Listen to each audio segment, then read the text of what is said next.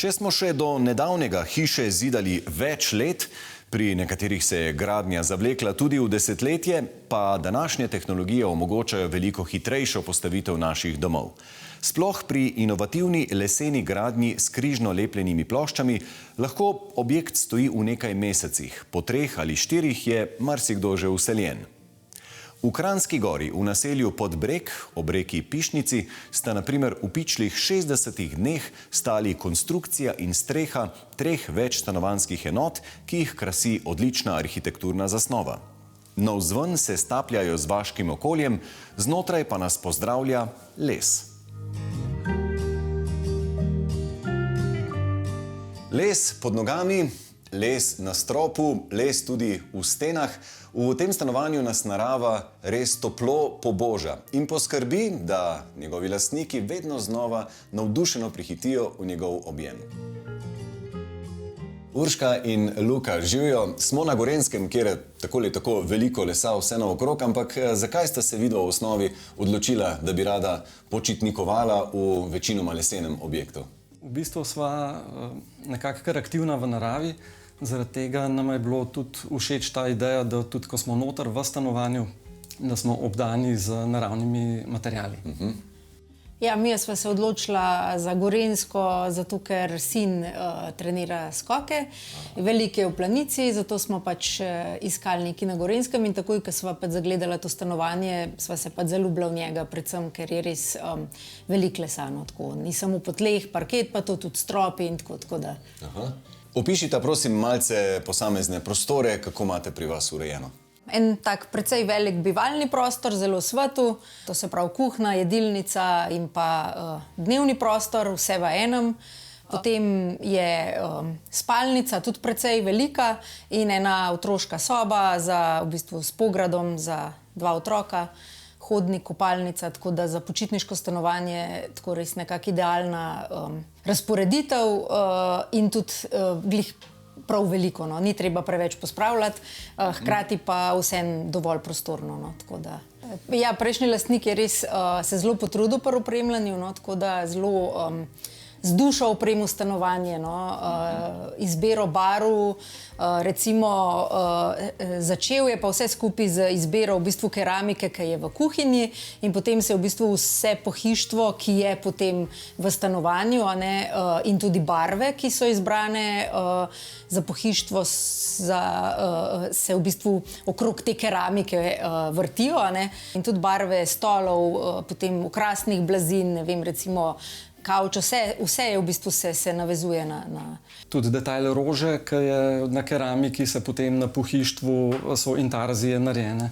Tako da je bilo res premišljeno pa gledano za vse detajle. Interier je oblikoval Roman Vesel v sodelovanju z arhitektko Danico Račič-Ahačič. Sodoben interier s poudarkom na domačnosti in zračnosti sledi linijam objekta. Martin, tale objekt je večinoma zgrajen iz lesa, ne pa popolnoma. Kakšno je tukaj razmerje beton proti lesu? Ja, res je. Ta objekt je v bistvu kombinacija betonske in lesene gradnje. Tako kot pri večini je tle betonska etaža, ki je pod zemljo. Arhitekt je pa tudi zamislil, da so v bistvu betonske vse vertikalne komunikacije. Tako da v bistvu javen del objekta, garaža in stopnišče je betonsko, vse bivalne enote so pa v bistvu v lesu. In tukaj v bistvu lahko delimo na en tak hladen javen del, pa tak domač, prijeten, topel, privaten del. Ko gre za montažno, masivno leseno montažno gradnjo, kako si naj predstavljamo tukaj prerez stene v končni fazi? Masivna montažna gradnja predstavlja v bistvu zunanjo steno, ki je sestavljena iz masivnega lesa. Za primer, mogoče si najlažje predstavljamo, če bi imeli pečno steno in bi jo stisnili na 9 cm, namesto na 30. Tako. In bi s tem v bistvu dosegli iste toplotne oziroma energetske lastnosti. Na zunanjo steno bi pa še vedno dodali izolacijo. Tako kot pri klasični gradnji, ki jo večina ljudi tudi zelo dobro pozna. Torej, v tem primeru imamo še vedno toliko in toliko zunanje izolacije na leseni. Tako. V bistvu glavne prednosti tega načina gradnje je, seveda, ker je stena tako tanjša, dobimo nekaj kvadratov, približno 8 do 10% kvadrature, neto kvadrature je več. Na zunaj pa lahko zelo enostavno kombiniramo, kakšen energetski razred želimo. Ena izmed značilnosti tovrstne gradnje je tudi hitrost. Zakaj je na koncu tak objekt toliko prej zgrajen? Glavna prednost montažne gradnje v tem primeru je zelo močna projektivna faza. In mi v projektivni fazi v bistvu se pripravimo na vse neke presenečenja, detajle in tako naprej. In ker se vse v bistvu izriše v 3D tehniki, tudi ni presenečen na gradbišču, ker odstopanja so v milimetrih, ne pa v centimetrih ali pa metrih.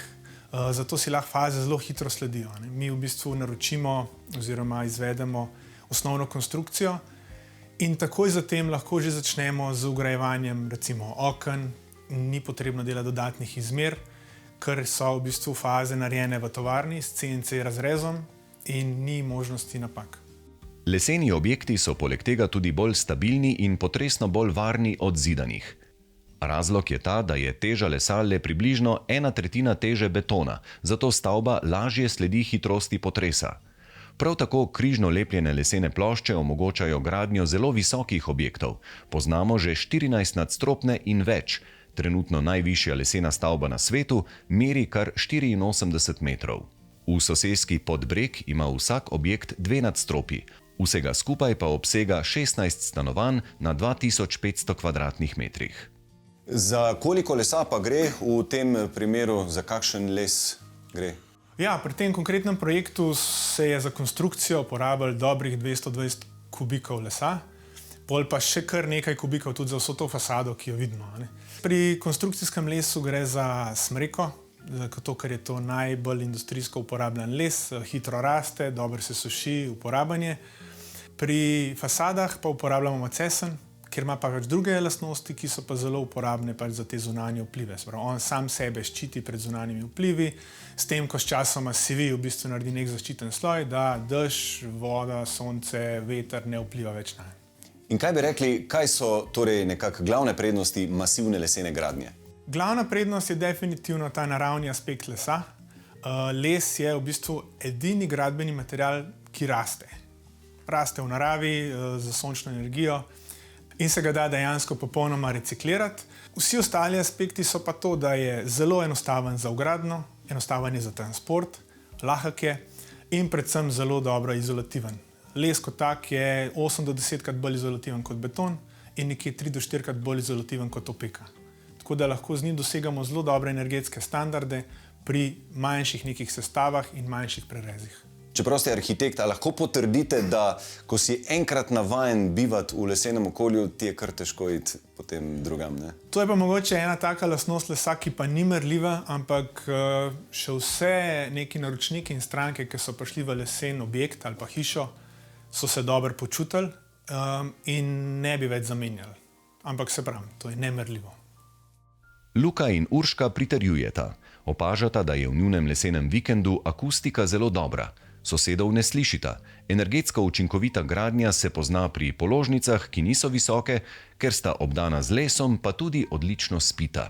Prav tako ni potrebe po posebnem vzdrževanju lesa, občasno le naoljita parket in zaradi vremenskih vplivov tudi lesena okna. Kaj pa je še potem glavni značaj stanovanja, poleg te izbire materialov, kjer les kraljuje? Mogoče samo ime stanovanja. Prejšnji lastnik, namreč midva sva kupila stanovanje od že pač opremljeno in prvi lastnik je v bistvu dal ime stanovanju Zlatica, kar se navezuje tudi na moj poklic, zlatar. Ker ste zlatar, ja. Ste seveda vzeli, pa mi je bilo očitno nekako namenjeno. Tako sem se potem počutil, ko sva prišla z ogleda. Ja. Ja. Je torej zlata vredno? Zlata vredno, ja.